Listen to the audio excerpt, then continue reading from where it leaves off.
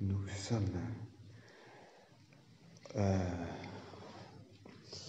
au 13 avenue de l'Opéra et nous allons au siège du siècle. Vous savez, l'organisation où le président était pédophile. Monsieur Duhamel, grand politologue de centre-gauche. Donc nous y allons. Donc nous montons.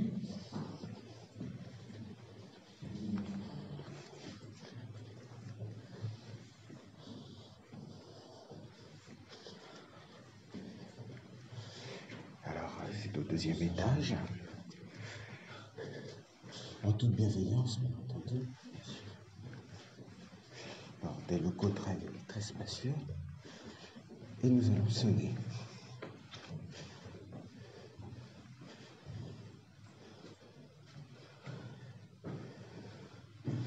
Alors, je ne sais pas ce qu'il faut.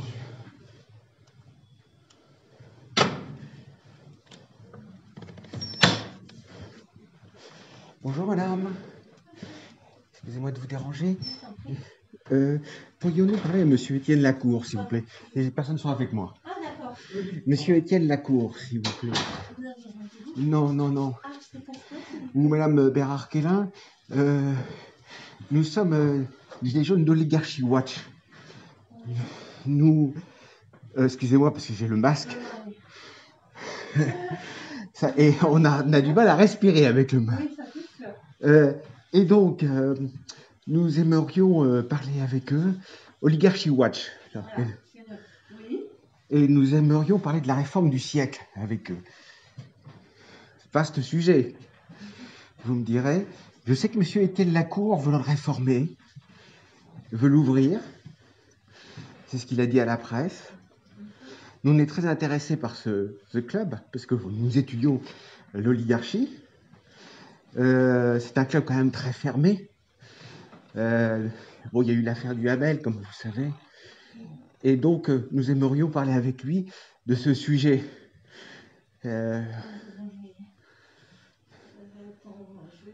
Vous êtes gentil. D'accord, je vous remercie beaucoup, madame. Pas de souci, merci, madame.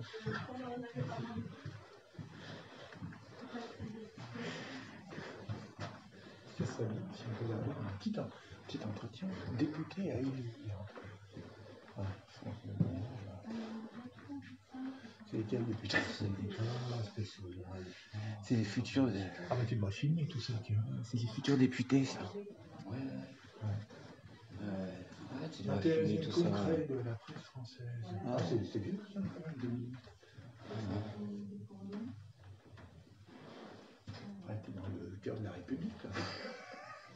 Tu crois? Là, ouais, on est en plein dedans, là. Alors ça, c'est le bulletin, c'est le petit bulletin quotidien. Ça. Alors, vas-y, tu expliques ce qu'est exactement le petit bulletin. Le petit bulletin quotidien, le bulletin quotidien, c'est un bulletin sur abonnement mensuel. On a vu, hein, c'était 6 000 €, avec plein d'infos sur la vie parisienne, des affaires et politico-affairistes, on va dire. Et c'est assez cher, c'est 6 000 €. Et si on veut rentrer au siècle, ben, il vaut mieux s'abonner. Et si on veut y rester, il vaut mieux ne pas résilier l'abonnement. C'est un prérequis obligatoire pour le siècle.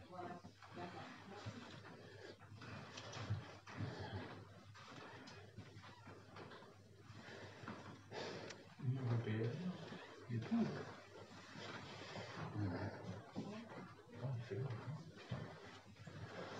Ah, ça va être bien, attends. Écoutez, je suis désolée. Oui.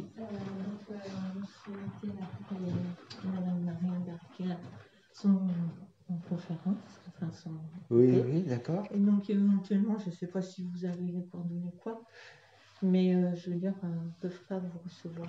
Ils ne peuvent pas le recevoir. Donc on peut leur envoyer est-ce qu'on peut leur envoyer un mail? Vous avez peut-être nos coordonnées? Enfin, je peux vous laisser notre numéro de téléphone. Oui, voilà. Vous prendre rendez-vous? On ne peut pas prendre rendez-vous? Je ne sais pas. Non, mais parce que bon, on voulait savoir si bon, on voulait poser plein de questions. Oui. Non, parce qu'on voulait poser pas mal de questions sur le conseil d'administration, sur l'entre-soi parisien. C'est un peu ça, vous savez. Quand vous venez comme ça, sans rendez-vous. Non, mais ça, on en est bien conscient. Mais Non, bon, mais c'est même en c'est plus, je ne sais pas quoi. Je sais Donc, pas. De d'accord. toute façon, aujourd'hui, on ne peut pas recevoir. Ouais, ils peuvent pas Ou nous même peut-être recevoir. par la suite, hein, j'en sais rien. Donc voilà. Bon. Donc, ben, vous pouvez leur dire on est Bon, passé voilà. et que ce sont les gilets jaunes d'Oligarchy Watch. Voilà. Très bien. Ben, je vous remercie de votre accueil, chère madame. Au revoir.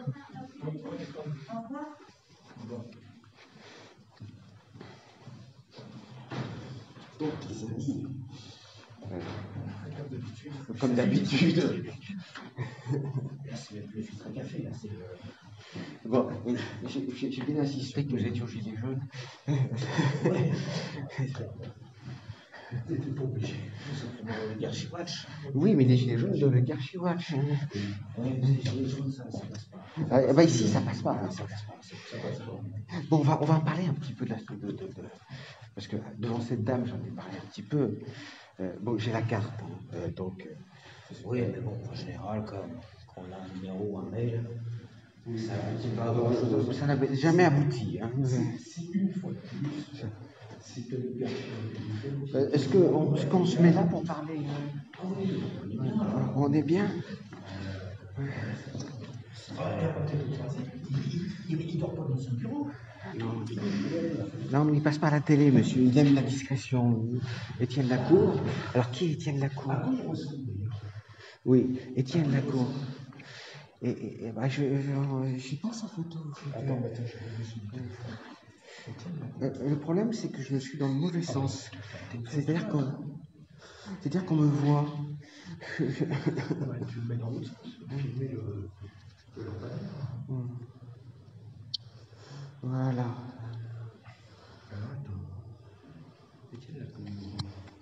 C'est-à-dire qu'on me voit sur la vidéo.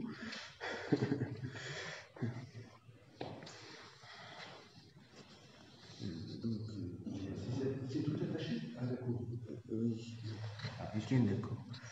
Donc. Très très mal ici. Alors, est-ce que tu l'as en photo, Étienne Lacour? Oui, il est là. Ouais. C'est Jean Guignard. Alors, c'est le gendre du fondateur. Hein. Il est marié avec Madame Bérard-Kellin, dont le père a créé en 1944 le siècle. Sur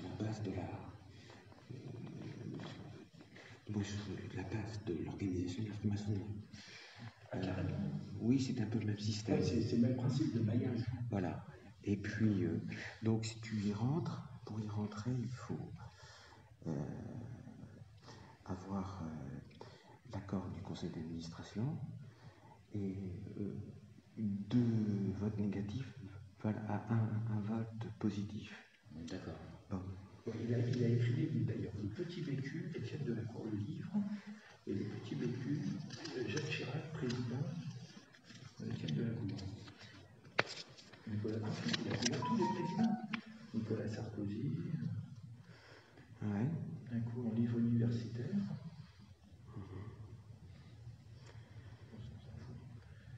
Enfin, il a participé à tous les livres tous les vécus. Gouvernement Lionel Jospin. Donc, on va parler un petit peu de tout ça. On va parler de l'affaire Duhamel. Hein. Olivier Duhamel.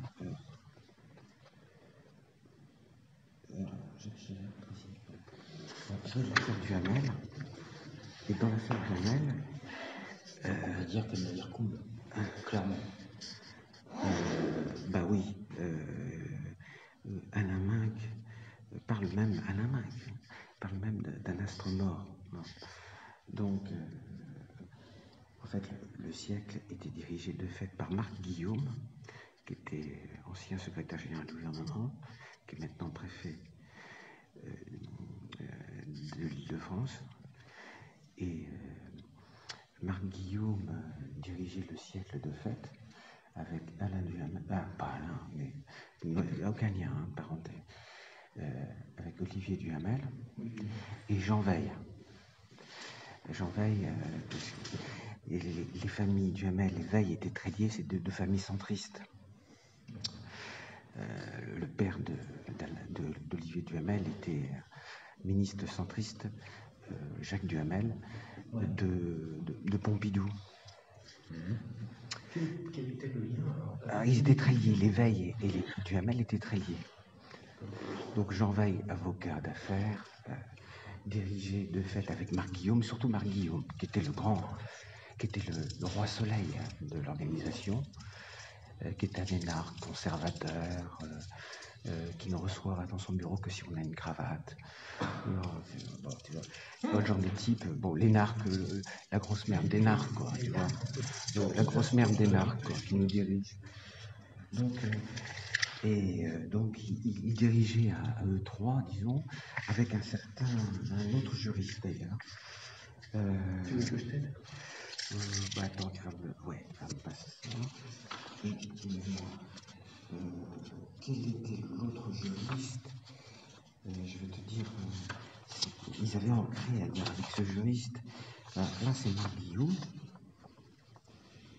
Et là, c'est la mise du prix Guy Carcassonne au sein du club des juristes, parce qu'ils avaient créé avec Marc Guillaume, Olivier Duhamel et un certain prof de droit qui s'occupait beaucoup d'arbitrage, qui n'est pas très connu, donc je vais te donner le nom. Donc tu as la photo ici. Donc voilà, je te donnais son nom parce que c'est quand même important, on ira le voir, j'ai envie d'aller le voir. Il s'appelle Monsieur Molfessy. Voilà, pour le professeur de droit Molfessy. Et les journalistes sont allés l'interroger. Il a dit à propos de l'affaire Duhamel, c'est l'horreur, c'est insupportable, inadmissible d'imaginer ça, tout explose en vol. Nicolas Molfessy, juriste et membre du Conseil du siècle. Quel est son rôle dans le gouvernement et dans tout ça? Il était membre du siècle, mais il était quoi? Le fait d'être juriste, il était... Non, il était professeur de droit. Donc voilà. Alors, je vous rappelle quand même ce qui s'est passé. Olivier Duhamel a été accusé d'inceste par sa belle-fille, d'inceste,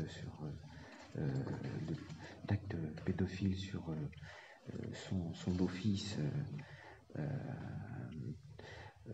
crois que lorsqu'il avait 13 ans, quelque chose, dans la fin des années 80. Donc, ça a fait scandale, il a démissionné. Ça a entraîné en cascade toute une série de démissions, dont Marc Guillaume, le fameux Marc Guillaume dont je vous ai parlé tout à l'heure, Jean Veil. Donc, ces personnes ont donc démissionné, et le siècle, bien entendu, s'est retrouvé dans la tourmente. Alors le siècle, je l'ai dit tout à l'heure, il est dirigé par Étienne Lacour et Marianne Arquelin, qui est la fille du fondateur. Étienne Lacour étant son mari. Voilà.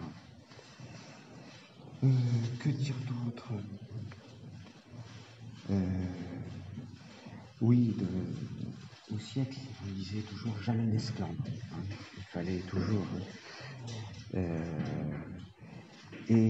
en fait, c'était le club de l'entre-soi parisien, avec au sein du conseil d'administration dont j'ai parlé tout à l'heure. Il y avait aussi Philippe Val, le PDG de la Poste, Véronique Morali, la femme de Marc Ladré de la Charrière. Marc Ladré de la Charrière, c'est un milliardaire qui avait embauché Madame Fillon à la Revue des Deux Mondes. Et c'est sa femme, Véronique Morali, qui est membre du conseil, qui a un poste important chez Fimalac, et qui est la société de Marc Ladré de la Charrière, et qui est membre également du siècle. Denis Kessler, l'ancien numéro 2 du patronat français, PDG de la SCOR. Patricia Barbizet, Tiens, Barbizet, ça me dit quelque chose. C'est l'ancienne bras droit de Pinot. Sophie Boissard de chez Corian, vous savez Corian, ceux qui maltraitent les petits vieux dans les maisons de retraite. Donc voilà un petit peu le conseil d'administration. Mais c'est surtout Marc Guillaume qui faisait la loi. Alors tous les jeunes énarques qui venaient de rentrer au siècle étaient autour de Marc Guillaume, lui faisaient la cour. C'était une vraie petite cour. Ah oui, tout à fait. Alors, je reparle de Marianne Bérard-Quénin. En fait, c'était un peu la gardienne du temple, hein, elle, avec son mari. Et c'était une petite affaire qui marchait bien parce que derrière, il y avait le bulletin quotidien, il y avait le groupe de presse où nous sommes allés tout à l'heure. Donc, nous sommes allés un instant, sachant que, comme je l'ai dit, quand tu étais au siècle, il fallait s'abonner. Hein. Chèrement. Et puis, il profite. J'ai vu que c'était 6 € l'année, c'est 2 € les 3 mois. Ouais. Alors, pour revenir à Olivier Duhamel, il faisait partie de ce petit milieu parisien, de centre-gauche, proche de Robert Badinter, proche de Guy Carcassonne, qui est un ancien constitutionnaliste qui est décédé.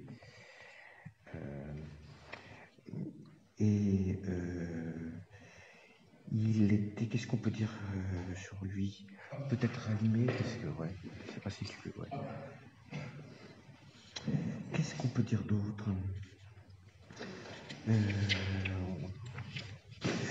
J'ai parlé, oui, alors le siècle, c'était quand même, c'est vraiment un club très macroniste, très centriste. Sarkozy n'a jamais été invité, je vais le dire. Sarkozy? Ouais, jamais été invité. Par contre, dans le gouvernement dans les gouvernements Philippe et Castex, on a puisé. Macron a beaucoup puisé dans le siècle. Alexis Colère, bon, c'était son pote, hein, c'était le secrétaire général de l'Élysée. Jean-Michel Blanquer, Gérard Darmanin, Muriel Pénicaud, Françoise Parly, Sébastien Lecornu, Jean-Baptiste Djery, Emmanuel Vargon qui vient de quitter là, Amélie de Montchalin, Agnès Pannier-Runacher, Elisabeth Borne, Clément Beaune, Franck Riester est également au siècle. Vraiment. Et bien sûr notre grand ami, le préfet l'Allemand. Oh bah, évidemment. Voilà. C'est bon. Donc on va continuer un petit peu sur le siècle. Alors, il y a eu plusieurs articles, L'Obs, Marianne, mais bon, toute la presse, que ce soit écrit ou pas, a parlé du siècle. On a le siècle plein de débats. Alors, il faut savoir que les constituants, c'était un petit peu le menu préféré des constituants. Tous les premiers, tous les 4e mercredis du mois, on s'est fait arrêter, plus ou moins. On faisait le dîner. Voilà, le dîner habituel. Ouais. Donc,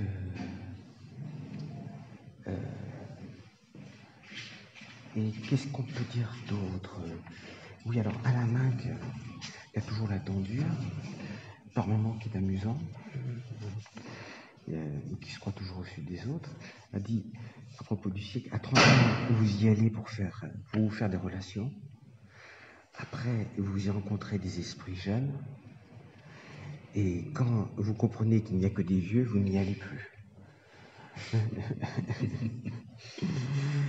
Attali, notre grand copain Attali, a dit moi je n'y vais plus depuis 30 ans. Je pense qu'Atali est carrément au-dessus de tout ça du siècle. Ouais, mais je me demande si, je sais pas où il est vraiment Attali. Je crois qu'il passe de moins en moins dans les médias. Il est un peu en disgrâce, j'ai l'impression.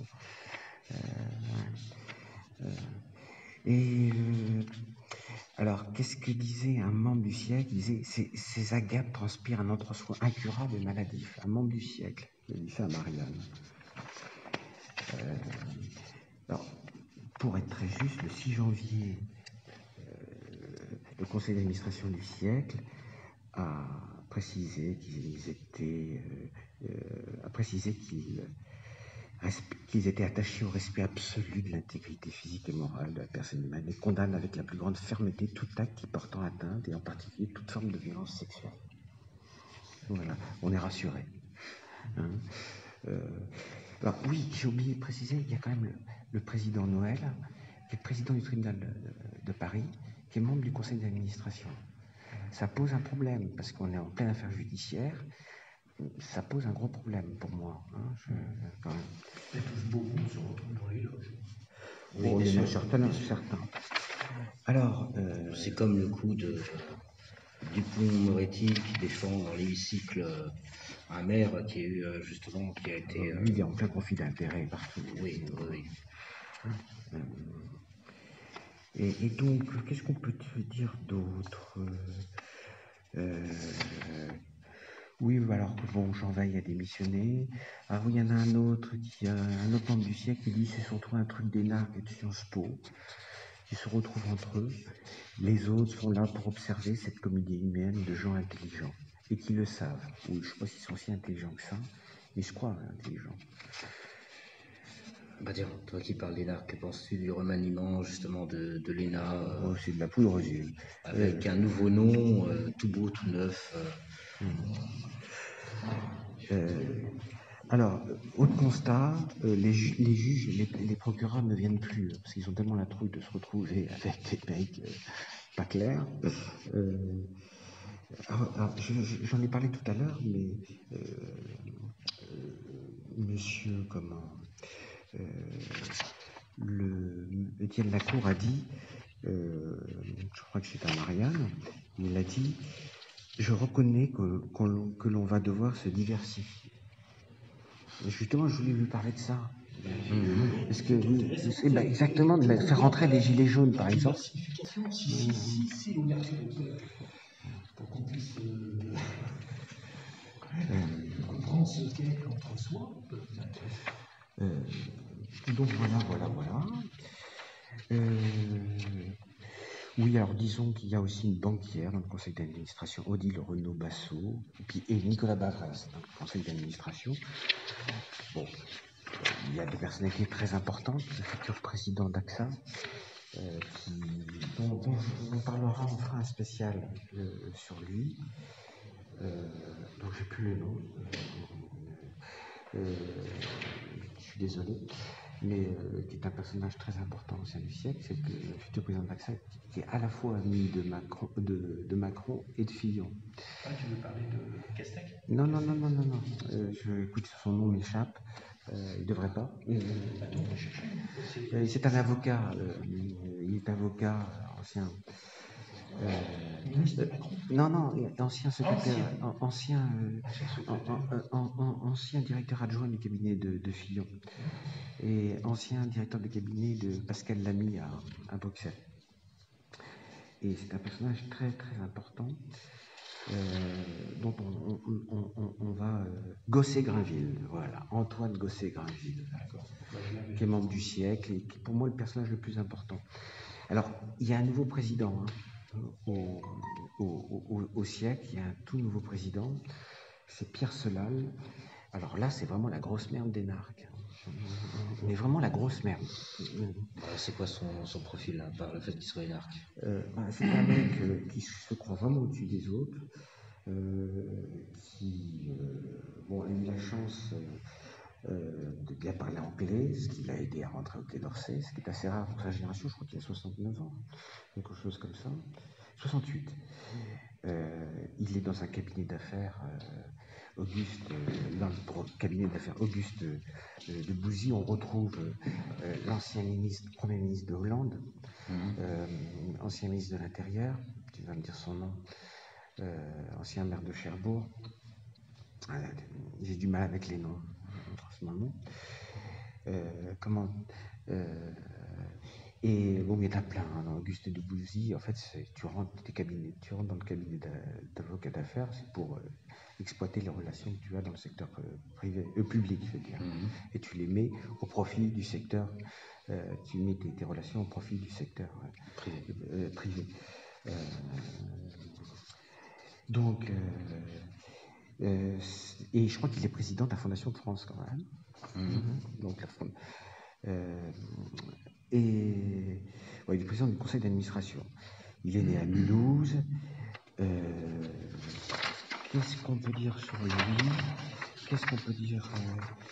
Il a passé la partie la plus marquante de sa carrière à Bruxelles.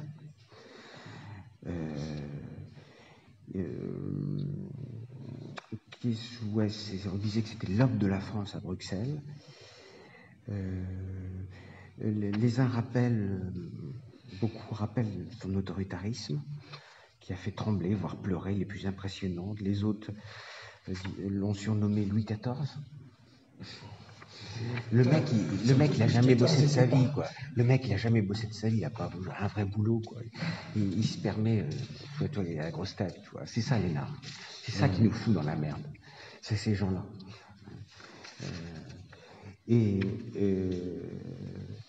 À partir du moment où on met un pied dans les nards, ils seront totalement dans un autre monde. Oui, ou Polytechnique aussi, d'une certaine façon, toutes les grandes écoles. Tu arrives, tu as le diplôme.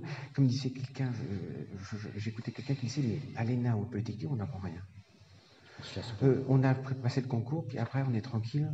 On sait que de toute façon, on va retrouver du boulot. Nous, qu'on n'apprend rien.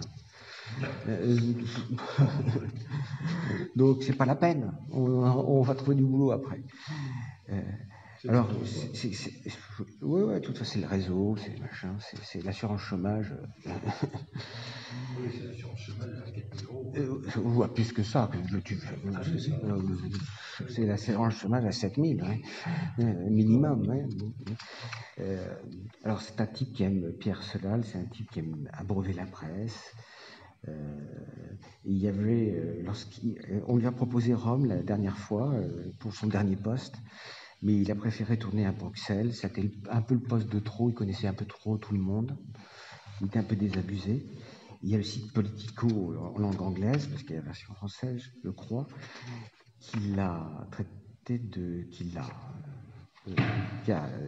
écrit sur lui The Last Sun King of French Diplomacy, le dernier roi soleil de la diplomatie française. Alors il va pas mal, alors, il est dans son cabinet d'avocat, Auguste de Bouzy, comme je l'ai dit. Il y a quelques trucs de lui, intervention dans les stand, à la télé, sur France 24, c'est un genre de type qu'on doit voir sur France 24, tu vois. Pour deviser. C'est la télé télévisée. Non, puis c'est surtout la télé de commodité d'Orsay, quoi. Voilà, donc. C'est un homme qui a beaucoup de réseaux, beaucoup d'entre-gens, paraît-il. Et en plus, le gros avantage, c'est que bon, il n'est pas PDG d'une grosse boîte, il est licencié, il a la retraite. Donc c'est plutôt c'est le personnage qu'il fallait pour le siècle. Un personnage pas trop sulfureux, même si c'est une grosse merde d'énarque. Voilà, les amis. Ça c'est dit. Eh bien, je pense qu'on a fait le point sur le siècle. Alors, on a la carte. Moi, j'ai la carte. Là, j'ai abîmé. Société Générale de Presse. Si vous voulez écrire. On va y retourner. Parce que je crois que je me suis trompé de sens.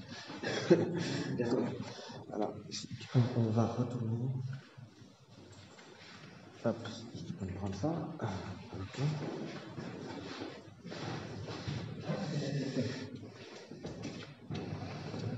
Voilà.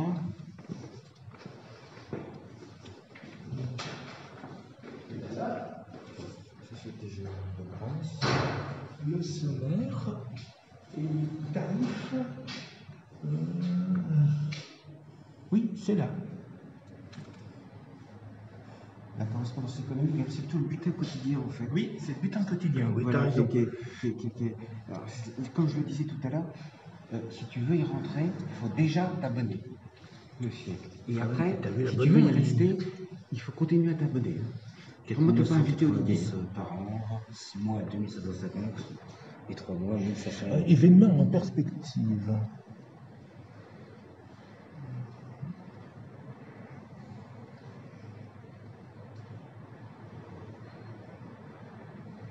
Sur le climat et la résilience. en Ou la première lecture. résilience, on est sauvé.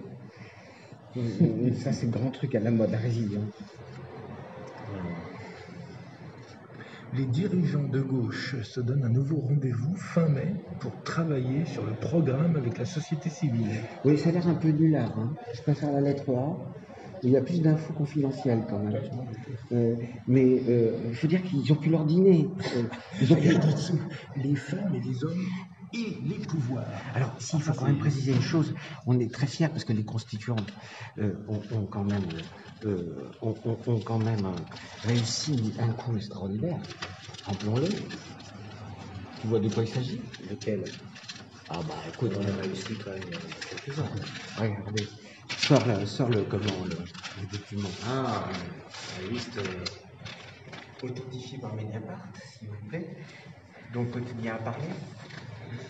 En nous citant. Voilà, il y a tous les noms. Bien sûr, il n'y a pas les adresses privées. Oui, Donc, respect de la vie privée, bien entendu. Voilà, les amis. Eh bien, je pense qu'on a, on a bien parlé du siècle, là. On a fait un petit, on en reparlera. Parce que, dès que ça va reprendre le siècle. Bonjour. Bravo les gilets jaunes. On continue le combat. Ah oui. On lâche rien, surtout. Et donc, il y avait un gilet jaune. Donc, à chaque fois qu'il y a un gilet jaune, on s'accapare les gilets jaunes. Tous les gilets jaunes qui passent. Et donc, oui, depuis le 26, je crois que c'était le 26. Je crois que c'était le 26 février. 26 février, il y avait le dernier DG du siècle. Et 25 février. ouais. 2020. 2020. Et il n'y en a plus depuis. Oui. Ouais, c'est marrant ça. Non, maintenant ils vont au Meurice. Bah écoute, nous on va y aller peut-être. Ah, C'est une idée que tu me donnes d'aller au Meurice, tiens. ça peut être intéressant. Ça peut être intéressant d'aller au Meurice. Justement, Ouais. Bah, on se retrouve tout à l'heure au Meurice, tiens. Allez, à tout à l'heure les amis.